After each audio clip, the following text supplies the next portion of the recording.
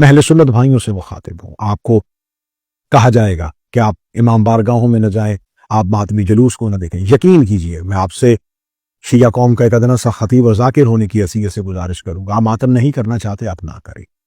آپ کے ہاں ماتم کی اجازت نہیں ہے، آپ نہ کریں. آپ کے ہاں گریہ بھی نہیں کرنے دیا جاتا تو آپ روئے بھی نہ، لیکن ایک دفعہ صف عزا پہ ضرور آئیے گا. امام بارگاہوں میں حسین ابن علی آپ کا انتظار کریں گے. اگر آپ اپنے محلے میں ہونے والے کسی بھی غیر مسلم کے ہاں بھی اس لیے چلے جاتے ہیں کہ بے شک ان سے ہمارا مذہب نہیں ملتا لیکن ہمارا علاقہ ایک ہے، حسین ابن علی سے تو آپ کا ایک رشتہ ایسا ہے کہ وہ جس کا نواسا ہے آپ اسی کا کلمہ پڑھتے ہیں.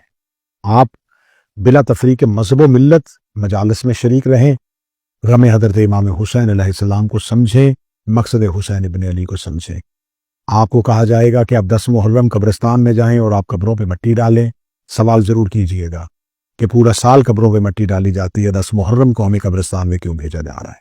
اگر آپ سے یہ کہا جائے مجلس حسین میں جانے سے نکاح ٹوٹ جاتا ہے تو آپ کہیں کہ مجھے کوئی ایسا فتویٰ دکھائیں کہ شراب پینے سے نکاح ٹوٹ جاتا ہو. کبھی آپ نے کہا ہو کہ زنا کرنے سے نکاح ٹوٹ جاتا ہو.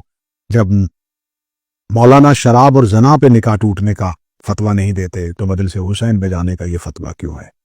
آپ کا کسی مسلک، کسی فرقہ، کسی گروہ سے تعلق ہے. حسین ابن علی کسی خاص مسلک، کسی خاص فرقہ، کسی خاص گروہ کے امام کا نام نہیں. یہ مسیحا ہے تھکی ہوئی انسانیت کے، یہ غموں سے نڈھال اور چور چور انسانیت کے قائد کا نام حسین ہے.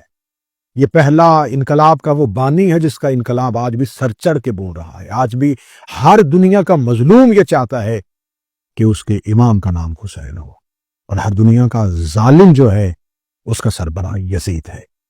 اگر آج پوری دنیا میں، آج خطے میں تبدیلیاں ہو رہی ہیں، اگر آپ آج کسی بھی ظالم کا انکار کرنا چاہتے ہیں، کسی بھی مظلوم کی حمایت کرنا چاہتے ہیں تو آپ کو حسین ابن علی کے کیمپ پہ آنا پڑے گا.